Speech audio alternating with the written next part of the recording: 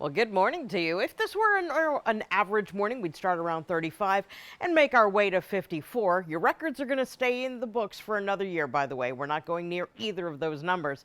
What is kind of cool is that our sunrise time is at 6:26 this morning. Sunset is at 7:13, and we're going to see that sunrise too as soon as it pops up over the horizon.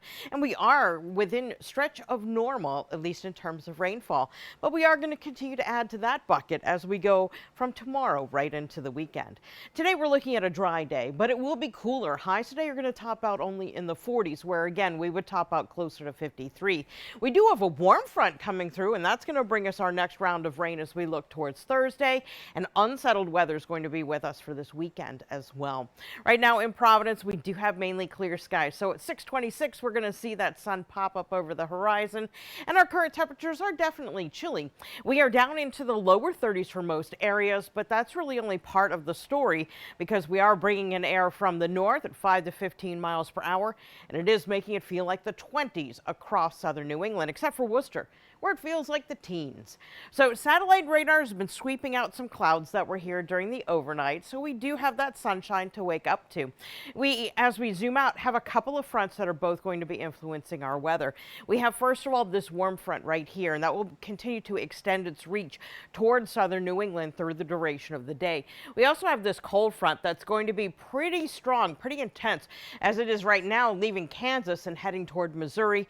It will be one that we'll likely hear about on the news later on, because after all, this is like the prime season for severe weather, and things are certainly living up to the billing for this severe weather season for the folks in the plains and the southeast. So high pressure's in charge today. That's what's our insurance policy to keep us dry.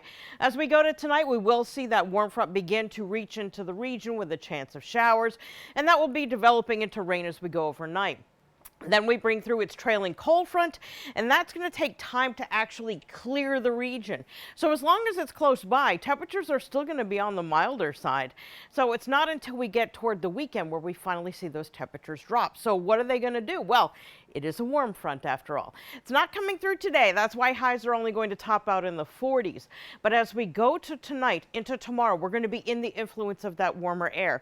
So tomorrow will start in the upper 30s, but as we get into the warmer air with the warm front, we're going to find temperatures that are going to go up well into the 50s, even as we have a lot of clouds and showers around due to that front coming through the region.